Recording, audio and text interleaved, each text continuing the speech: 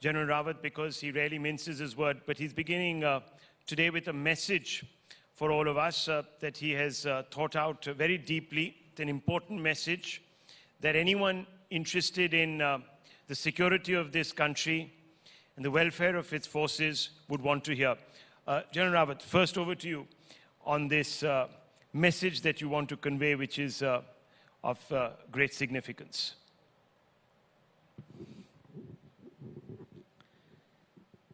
Good evening, ladies and gentlemen. As I walked into this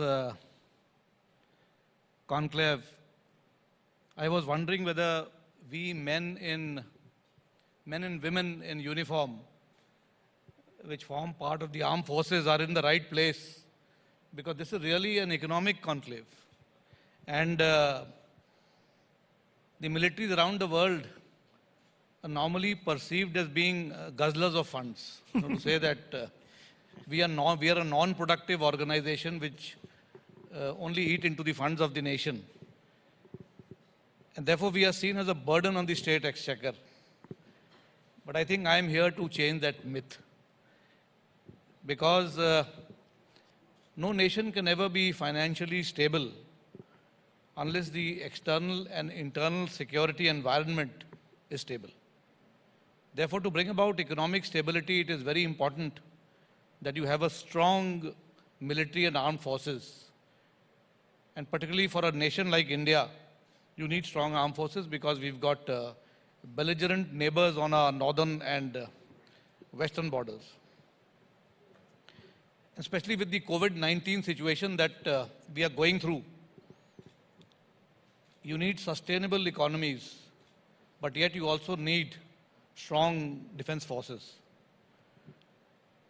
And if I may quote from the words of our foreign minister, and he said, fashioning a robust response to COVID-19 challenge is set to dominate global diplomacy in the 21st century.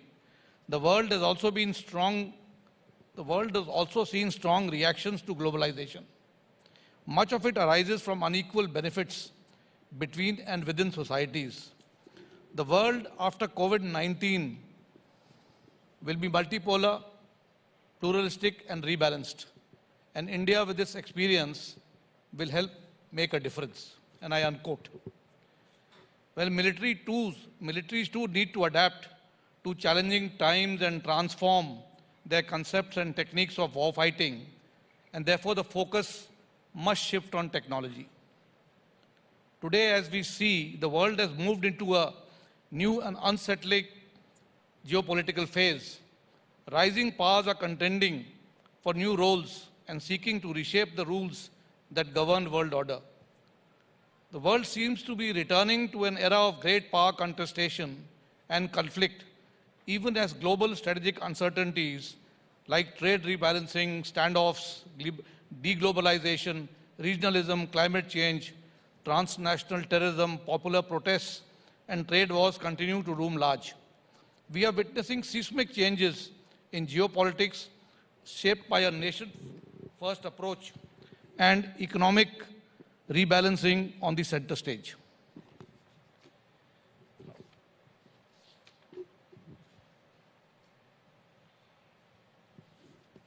And therefore, as I talk about militaries, I dare say that militaries across the world today must be capable of visualizing beyond the horizon and appreciate the role of technology in shaping our military doctrines and concepts. Dynamic changes are clearly visible in hybrid, hyper or grey zone warfare. The global environment is mixing commercial and military technologies into military applications. This kind of change is becoming imperative, but somehow people resist change because they focus on what they stand to lose rather than what they will stand to gain through transformation. Industry today is establishing intelligent, that is to say, autonomous, intelligence-based knowledge analysts, interconnected, that is, trusted communications and synergistic systems, distributed, that is, ubiquitous sensing, decentralized production, democratize science and technology, and finally, digital systems. Militaries therefore also need to adopt to similar approach if military leaders are to conduct precision warfare, not necessarily with kinetic force, but one that disrupts the opponent's observe, orient, decide and act cycle, which is popularly known as the OODA cycle in the military. Now, hiding behind the veil of confidentiality, militaries around the world have often failed to take advantage of the success made by the civilian industry in developing state-of-art technologies that can be put to dual use by the military. Therefore, present-day concepts of war fighting are being redefined. The major focus must therefore be on imbibing technology, and needless to say that future battles may no longer be won with big armies, but with armies that have succeeded in harnessing cutting-edge technology into war-fighting machinery. Time has come for the Indian military to therefore have a look at their organization and structures. No discussion on technology would be complete if we do not understand the nuances of disruptive technology. The term coined by Professor Clayton Christensen in his 1997 bestseller, The Innovator's Dilemma, characterized any new technology in two segments, either sustaining or disruptive. Sustaining technology is gradual development of existing technology, while disruptive technology does the opposite. It revolutionizes the field. Going deeper into this would imply that industrial revolutions initiated technology innovations and their applications, subsequently went on to disrupt the established world order or trade practices. Colloquially, therefore, when applied to defense services, disruptive technology can be defined as a set of technologies applied to a relevant problem in a manner that radically alters the symmetry of military power between opposing forces and then outdates the policies, concepts, doctrines, and organizational structures of the adversary. This forces change in strategy adopted by military, and those who fail to change can only repent at leisure later, having failed to accomplish their assigned missions.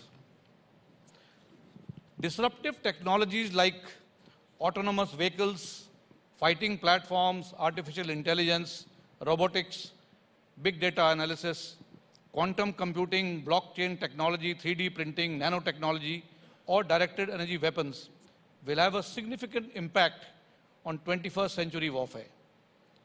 Archimedes once said, "Give me a lever long enough and I will move the world." Though such a lever has not yet been developed, the explosion of disruptive technologies is considered to be the lever that will indeed move the world. Nations, and along with them militaries around the world, are facing the impact of cyber technology. In the Indian military, we are witnessing major disruptions in exploiting technology because of threat posed by cyber warriors. Unless we overcome these threats, we will find ourselves cocooned in space, denying ourselves the benefits of technology. Well, on the flip side, there is always an argument that if we are lesser technology dependent, we will also be lesser prone to cyber attacks. But should such an analogy prevent us from imbibing technology? We must, in fact, invent better technology to stay ahead of our adversaries. Innovative process by which creativity is applied to every facet of any organization or any organization's value chain is the better way of creating value. Therefore, there is a very thin line between disruption and innovation. Disruptions are innovations, but not all innovators are disruptors. There is a key difference between the two. Whilst both act to destabilize the status quo, the effects of disruption and innovation on any organization or society are very, very different. Disruption can be defined as displacement of an existing technology, or it pushes an existing technology to take a step backwards.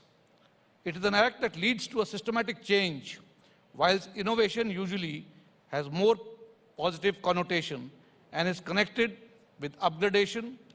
Innovation is seen as a rational process, whilst disruption is considered as defying unpredictability, irrational and damaging. Emergence of digital cameras, for example, or mobile phones, replacing wired phones through innovative, however, cause disruptions and significantly change the concept of interpersonal communication within the society.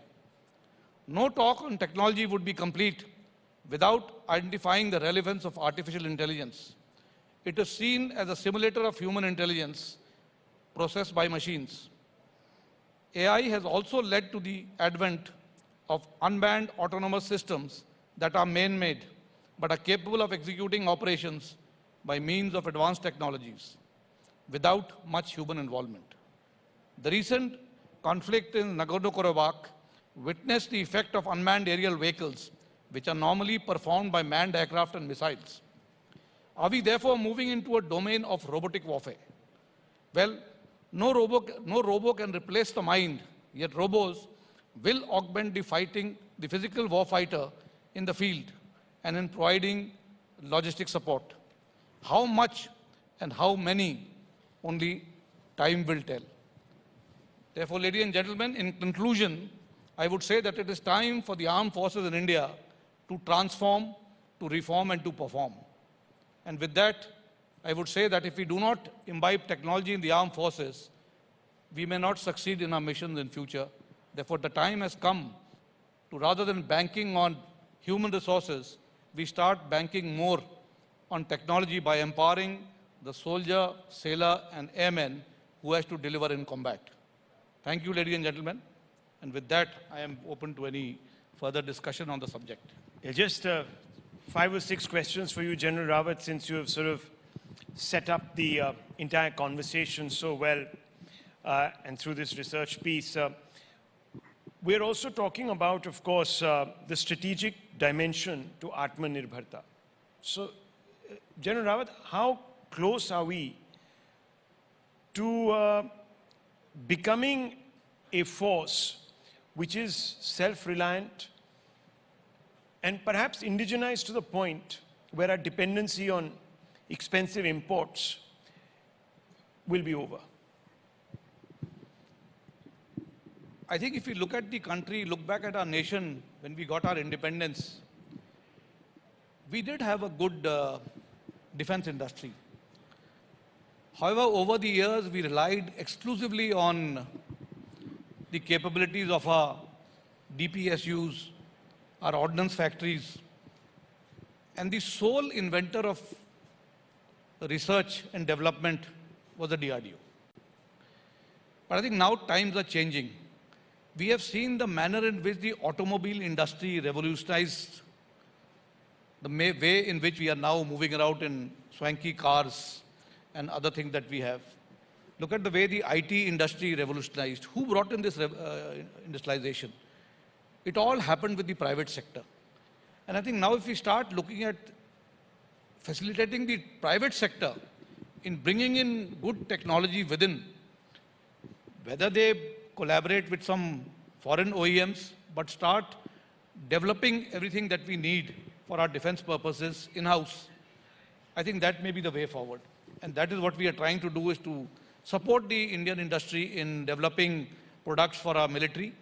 That will help us in 2 ways. One is that we will be able to give a push to the Indian industry and let them invest in research and development. At the same time, we will also throw a challenge to our own research and development organization, the DRDO, and the DPSUs and ordnance factories, because they will now have competition that they will have to face. And when there is competition, you find that the products improve. And I think with that, we may be able to achieve our mission of Atmanirbhar Bharat in defense manufacturing. That's very interesting, because there is obviously a large domestic audience that also believes that organizations like the DRDO, etc., should be encouraged and reformed rather than making them compete with organizations from the private sector. I mean, we know there's that conversation, but let's focus a little away from that also on infrastructure development, which has turned out to be so very vital now, especially in our experience with what we've seen at the border with China, for instance. Obviously, we need to build infrastructure there. We also need to develop our ports to counter China's string of pearls sort of expansionist outlook. How are we placed in both these endeavors, both at our borders and at sea? Yeah, I think there are two issues that you have raised. One is the development of our border infrastructure, that is the land borders, and then you're looking at the maritime domain. If you look at the border infrastructure, you are obviously comparing with our northern neighbor, China. Yes. Now, China has a terrain advantage over us. You know, they are on the Tibetan plateau, where the altitude, the base altitude is anything between 12,000 to 13,000 feet. And then they have to come up to the Himalayas, which are at 15 to 16,000 feet. So you see that from the Tibetan plateau, coming up to the Himalayas, they are only negotiating a gradient of about 4 to 5,000 feet. So they have a terrain advantage as far as development of infrastructure is concerned.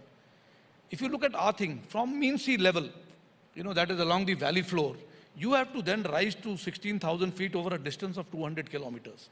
And these are the Himalayas, which are young mountains, which are prone to disruptions. Therefore, I think development of infrastructure for us has been a challenge. But I think in the last 4 to 5 years, there has been a flip from the government side, and you will find that our border infrastructure development funds have increased, not only just for developing our military infrastructure, but also for the civilian infrastructure. So I think we are now able to keep pace with what the adversaries are doing on the other side. We have not yet caught up with them, but time is not far when we should be able to catch up. I mean, I would say the Chinese have almost achieved what they wish to achieve. Maybe in the next 2-3 years, they would have achieved every area where they want to develop our roads. But we have also given a flip to this, and we should be able to achieve our targets in the next 3 to 4 years. So the time frame is 3 to 4 years. Yes, that's right. Let me take this a little forward. We don't have much time also. But the Chinese are expanding, not just threatening our border regions, but also, of course, in the South China Sea. They're moving into the Indian Ocean region aggressively. How does India counter that? We've talked about the land dimension, but how do you defend against an enemy that is also coming in through the sea? See, Indian Ocean is not India's ocean. This is an area where 70% of the world's trade moves, you know, through merchant ships and what have you. Large part of the oil reserves or all requirements of the countries in this area passes through this region. Therefore, if any nation has to confront India in the Indian Ocean region, I don't think India will stand isolated. India will automatically get support of nations which are also using the Indian Ocean for their trade and other issues that are there. So I don't think we need to get completely overwhelmed by what the Chinese are doing. Chinese are developing their naval power not just for the Indian Ocean region. They are aspiring to become a global power.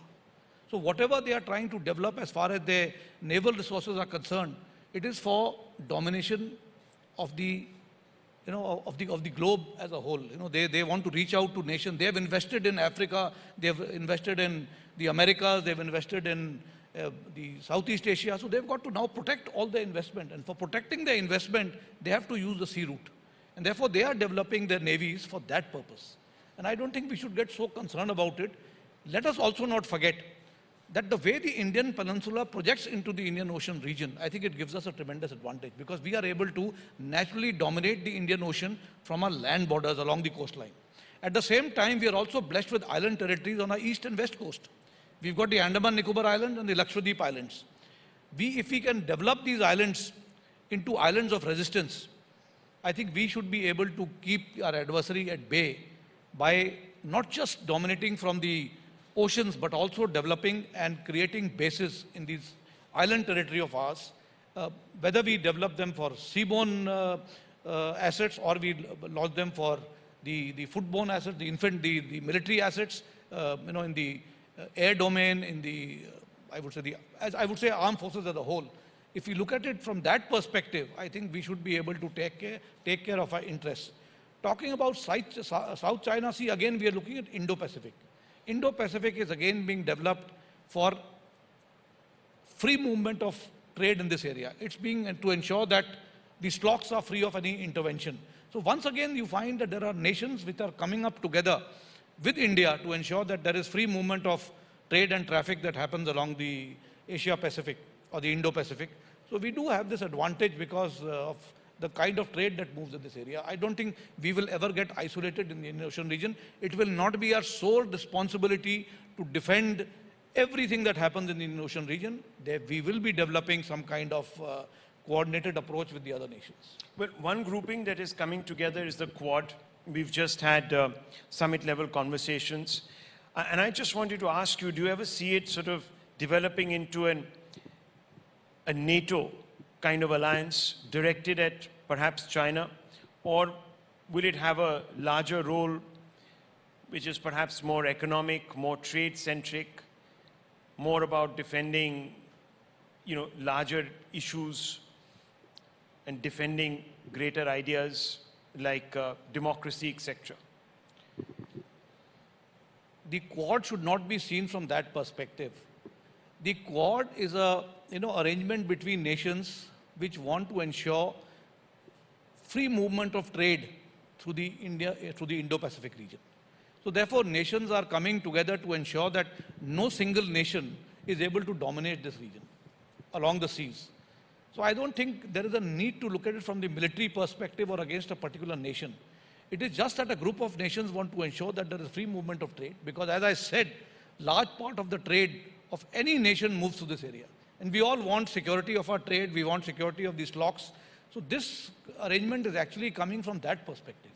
I don't think it has got anything to do with the military angle yet to be given to this arrangement that is there. And Quad is therefore more of an alliance only for, I wouldn't say alliance, it's a cooperative mechanism to ensure free passage of trade and so that these locks are not interfered with by any particular nation or a group of nations. I don't think it has got anything, it is not even a semblance of NATO, nor will I see this emerging as a NATO in the future. But some of the stakeholders would like to see this perhaps being targeted at China. Do you think that is something that India should sort of join in with, or do you think we should retain a degree of strategic autonomy and say, look, there is no point in getting into a confrontational sort of mode with the Chinese? Not that if we join any alliance or we create anything here is going to lead to a confrontation with China. I think what we should be concerned about is our own strategic autonomy. We've always maintained our strategic autonomy. We must continue to do so. And therefore, what we wish to do, how we wish to collaborate with nations, must depend on our own strategic freedom of action that we wish to, which we've always been very proud of. And I think that is the way forward. I just want to quickly also touch upon a couple of issues. You've been talking about modernizing the forces, integrating command, making it a leaner fighting force. How far down the road are we? Are you also encountering any obstacles and hiccups? Well, in my preamble, I did mention that there is always a resistance to change, because people tend to only remember what in the short term they are going to lose, and they forget what in the long term they will stand to gain. I think world over, if you look at the militaries, everybody is integrating. There is no way one single service today can fight a war. You cannot say that the Air Force alone will say, I will be able to defeat the adversary should they throw a challenge at us. Or the Navy will say, I alone will dominate the Indian Ocean region. Or the Army will say, I alone can defend the land borders. It is not going to happen that way. You have to integrate the resources. You have to develop capabilities in a manner that the combined strength of our armed forces becomes more than the sum of the whole. And that is what we are looking at. We have, we look at our landmass. We've got one landmass and there is a airspace over that. Now to defend that airspace, you need an air defense structure. Now you can have loosely integrated structures, or you can have a structure which controls everything that uses the airspace. Today we are only looking at the Air Force and civilian aircraft using airspace. But we are seeing there are more and more users of airspace. You see the drones, the unarmed combat vehicles that are now coming in there. There are the artillery weapon systems which are becoming with longer ranges. You have missiles which are going to be using the airspace. All these need to be integrated. You can't have air forces doing combat in the air and artillery and missiles just being let loose in the air. Who's going to control them? You need one agency to control them. So therefore, the airspace management, you need one agency, and therefore we are trying to say, we are calling it defense. Because we are dealing with defense. The militaries deal with defense of the nation. So we are therefore calling it an integrated air defense command, which is going to control all the users of the airspace.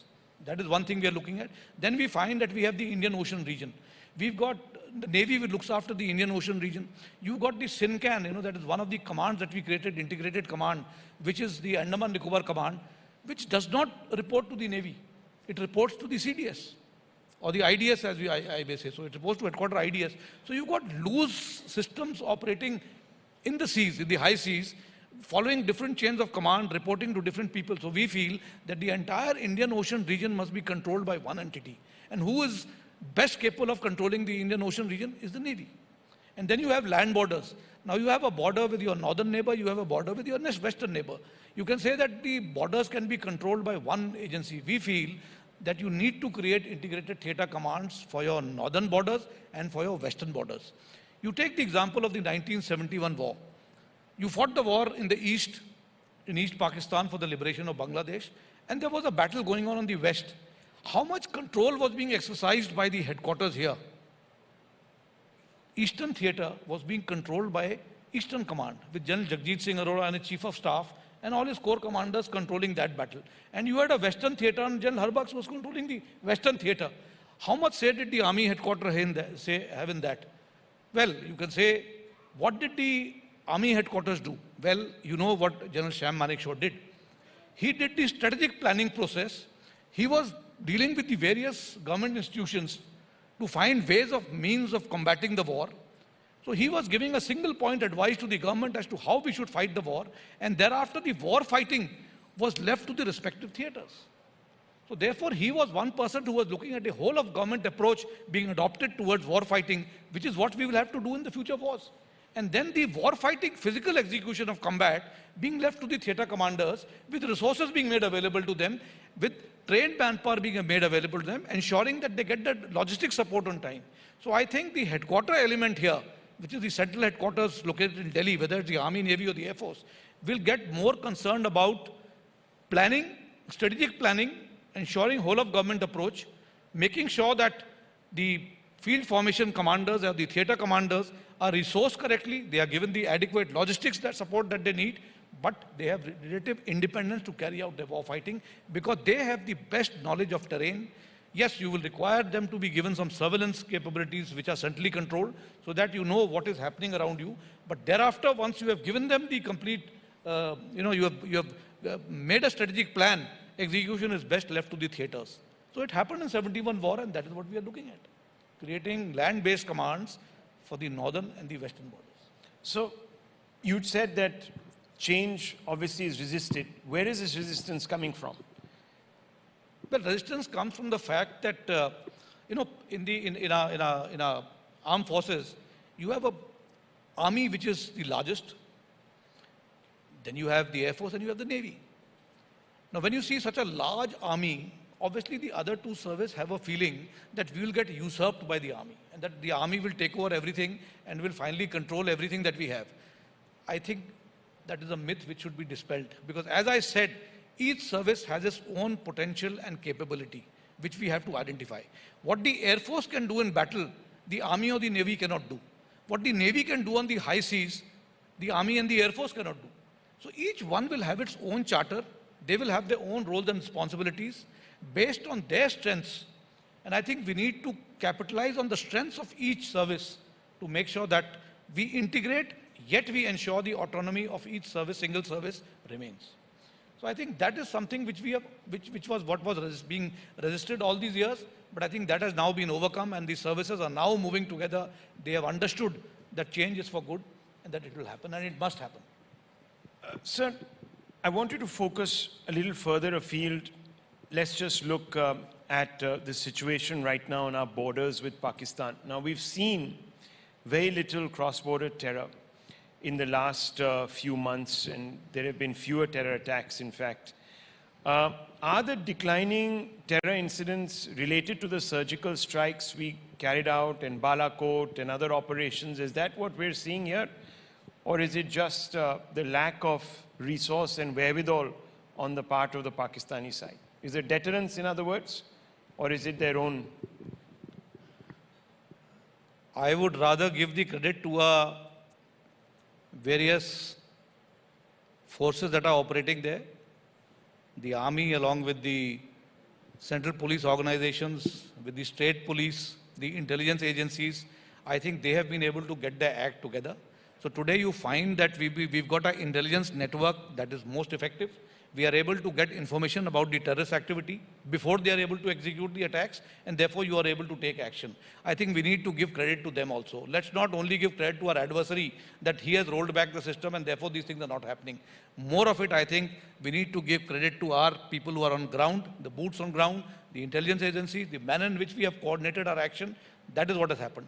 Yet at the same time, I think, since Pakistan is on the grey list, they are also concerned about getting out of this grey listing. And to that extent, maybe some wisdom has dawned on them that it is high time that they do away with this thing, which is only this kind of proxy war that they have unleashed on our country. But it is too premature to say that they are going to give up terrorism or proxy war. Is it a temporary phase? Will it last long? I think only time will tell. As of now, all that I would say is the armed forces, the central police agencies, the IND agencies need to keep the guard up. You cannot lower your guard. You need to be alert. Continue with the activity that is going on. Do not get carried away by rhetorics. Yes, the government must try and move forward, but the armed forces must remain ever prepared. Thank you very much. Thank you very much, General Rawat, for speaking to us and enlightening us on the challenges and, of course, the future of conflict, especially driven by technology. Thank you very much. Thank you indeed. Thank you, Rahul. General Rawat, Rahul, thank you so much.